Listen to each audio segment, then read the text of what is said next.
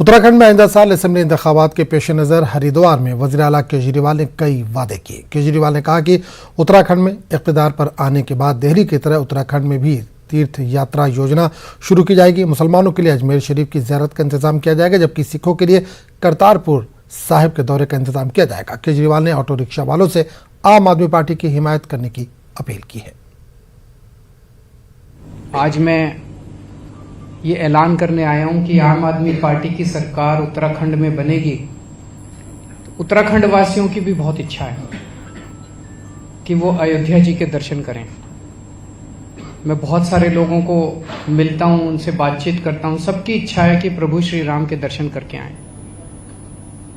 बहुत सारे लोग पैसे की कमी के कारण नहीं जा पाते।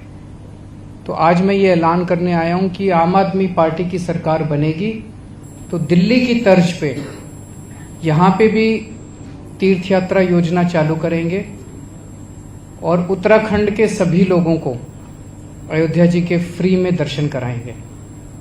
आना जाना रहना खाना पीना सब मुफ्त होगा।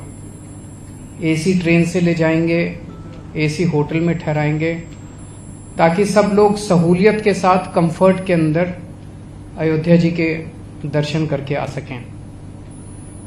इसके साथ साथ अपने मुस्लिम भाई भी हैं, उनके लिए अजमेर शरीफ का प्रावधान रखेंगे और जो अपने सिख भाई हैं उनके लिए करतारपुर साहब का, जो अभी शुरू हुआ है 2 दिन पहले, उसका प्रावधान रखेंगे।